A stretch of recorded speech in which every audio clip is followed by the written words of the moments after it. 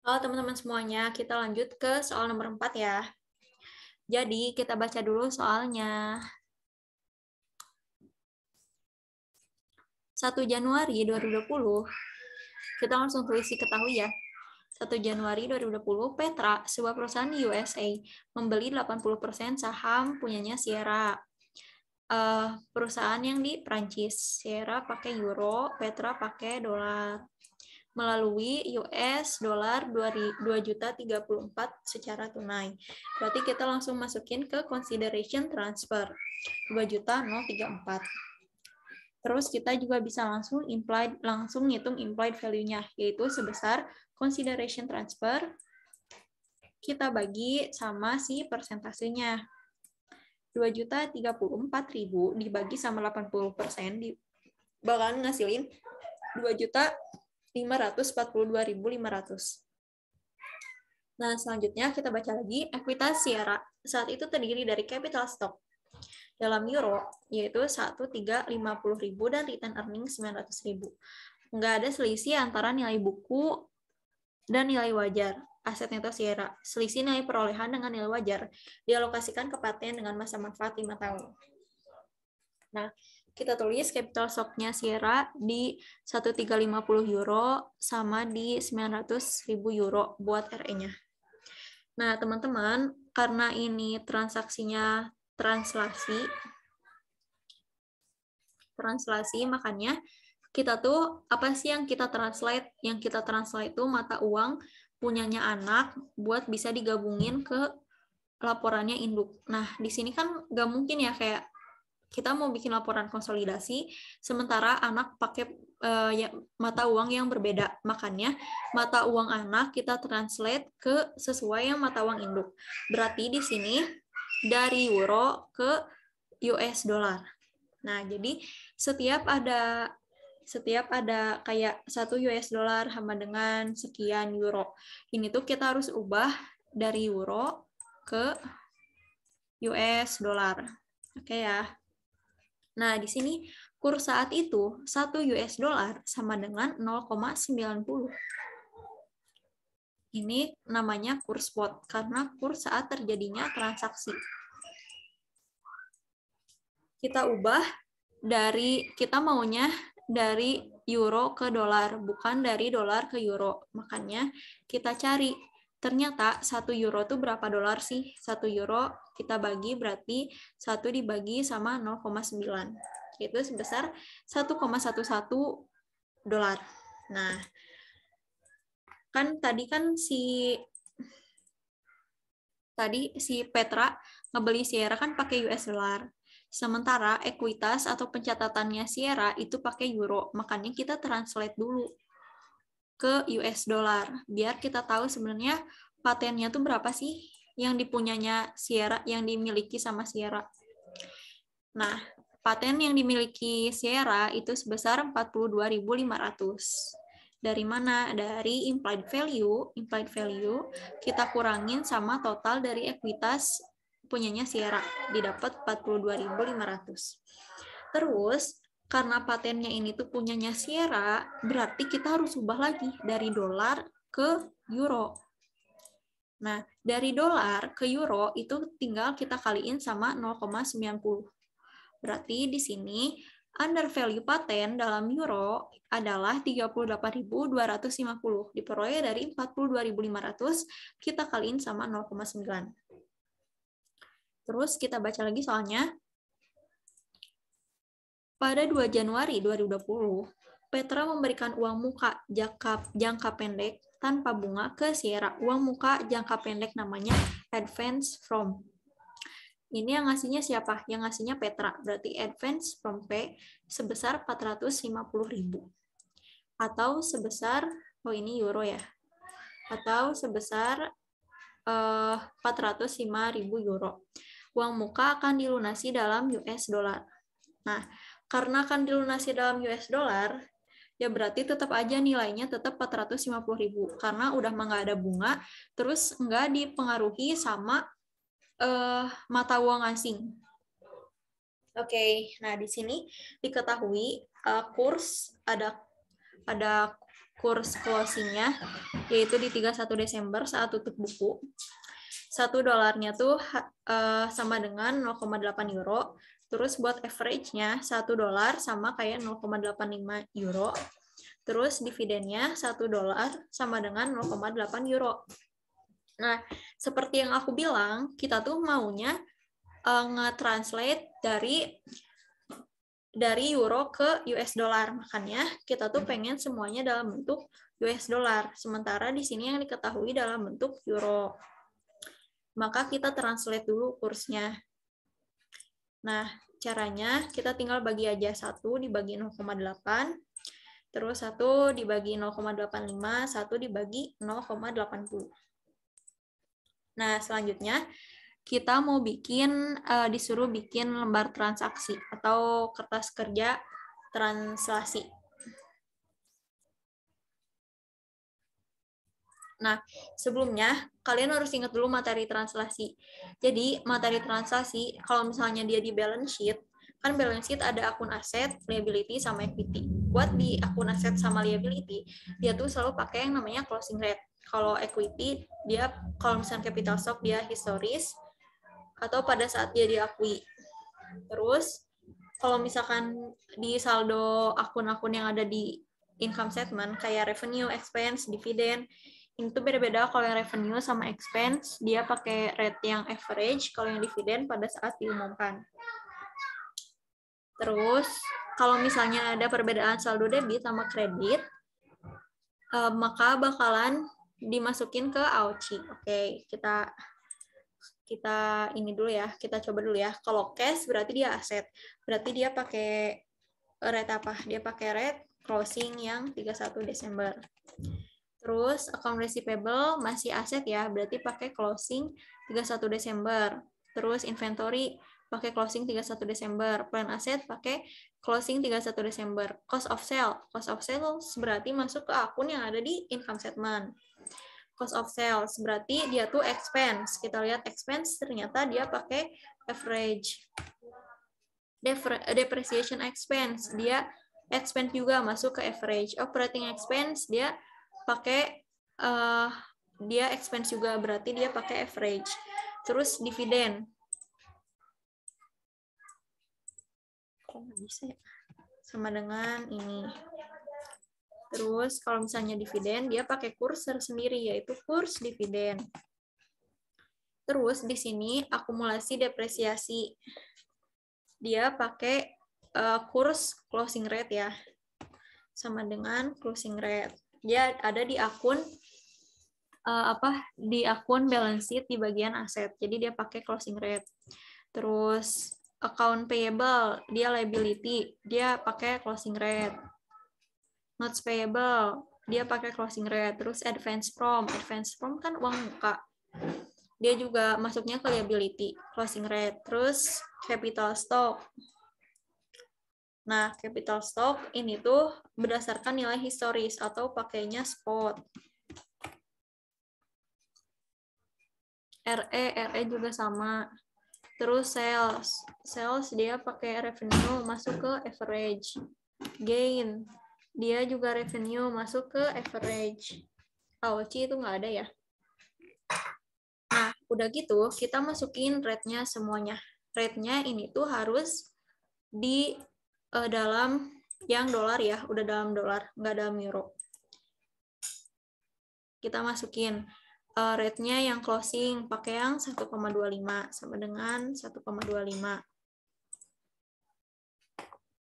FN.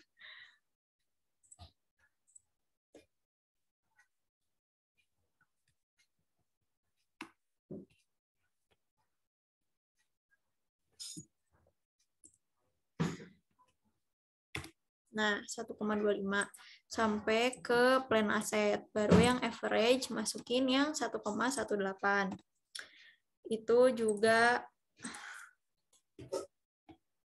itu sampai ke operating expense.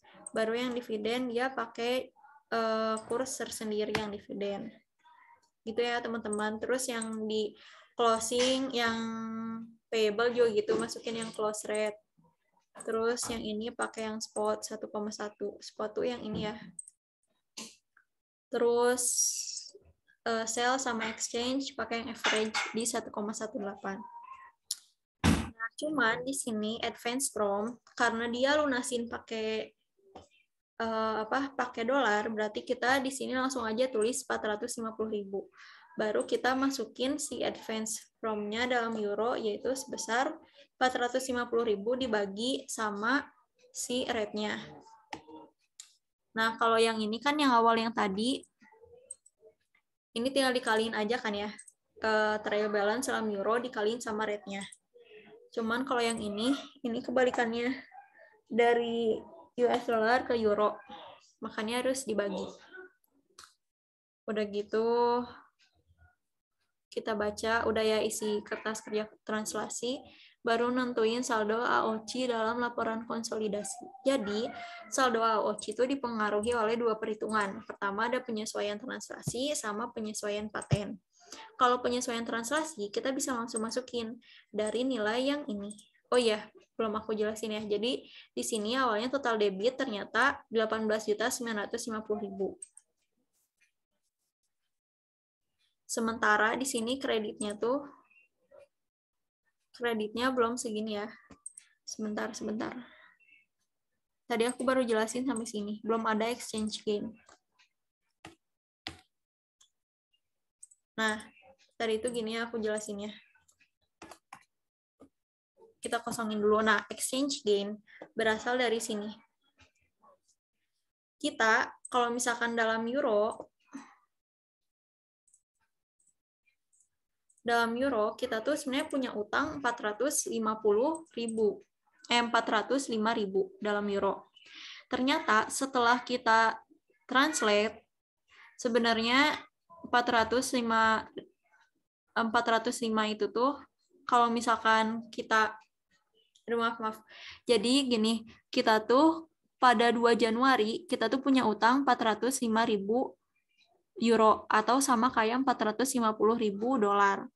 Ternyata setelah kita translate 450.000 dolar ini ke dalam euro, nilainya tuh nggak sama kayak 405.000.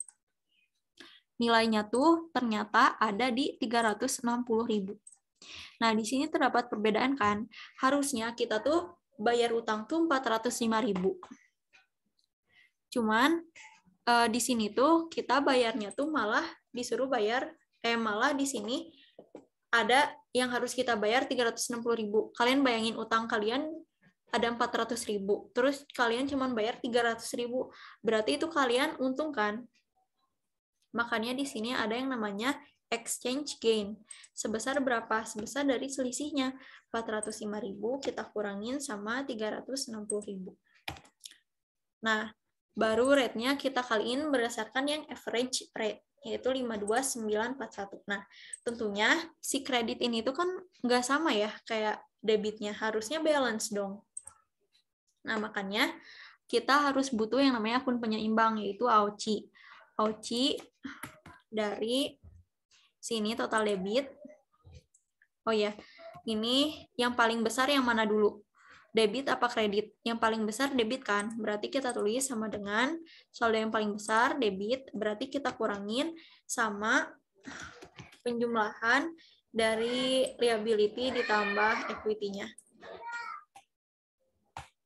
Nah, di sini nanti didapat AOC-nya 490.809. Jadi, total kreditnya udah seimbang nih. Jadi, 18.950.000. Terus kan tadi AOC itu ada dua ya. Ada dari penyesuaian transaksi sama penyesuaian paten. Nah, penyesuaian transaksi kita tinggal masukin aja dari tabel 490.809. Nah, kalau misalnya buat paten, kita harus hitung dulu. Hitung dulu di soal nomor yang C. Saldo paten awal, amortisasi, dan paten akhir. Nah, kalau aku, di sini aku bikin tabel lagi biasanya.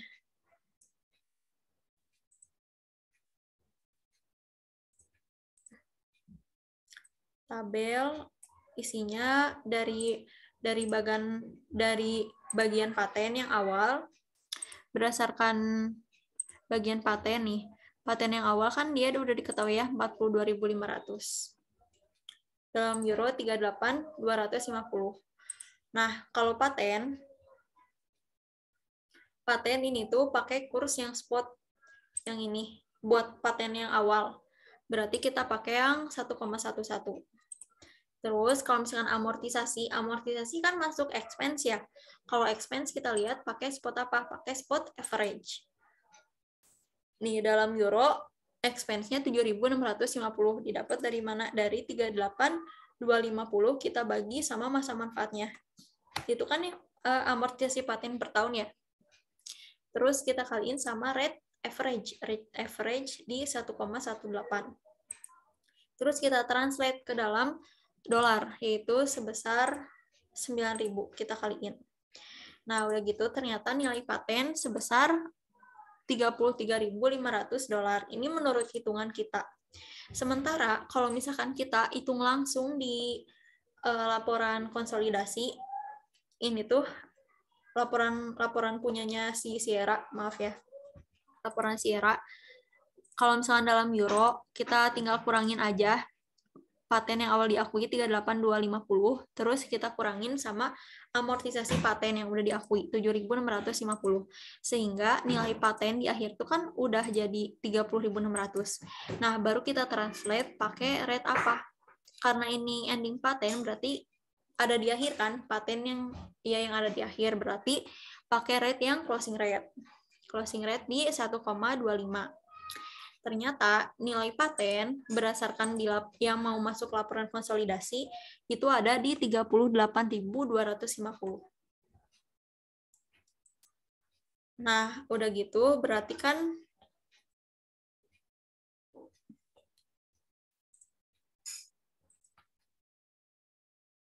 Nah, jadi yang udah kita hitung ternyata patennya tuh 33.500.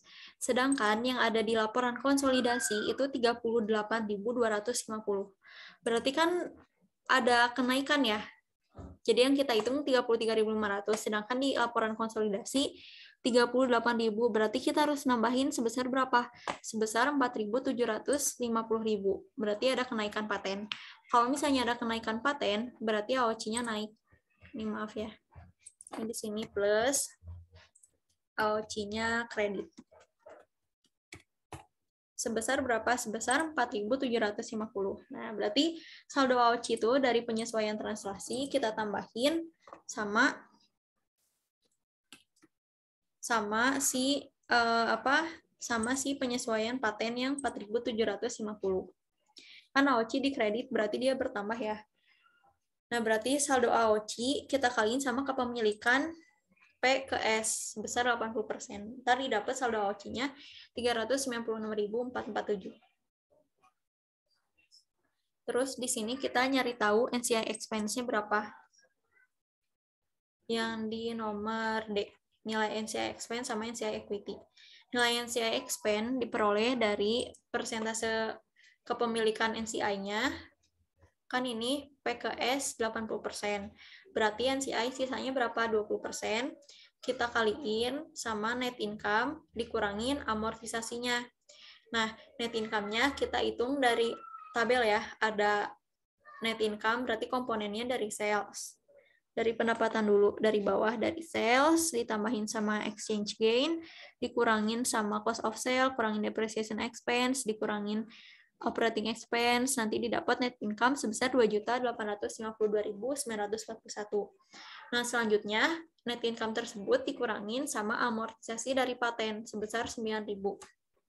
Jadi dapat NCI expense sebesar 568.788. Terus kita kalau buat nyari NCI equity ini kita harus bikin jurnal eliminasi dulu. Nah, pertama kita nge-jurnal kayak biasa ya, income from S sama dividend S. Nah, income from rumusnya apa? Income from rumusnya sama kayak gini. Berarti persentase kepemilikan P ke S kaliin net income dikurangin amortisasi. Kita hitung ya.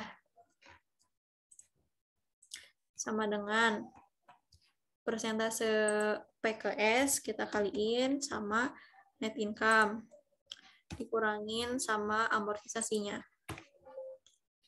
Oke. Terus dividen S.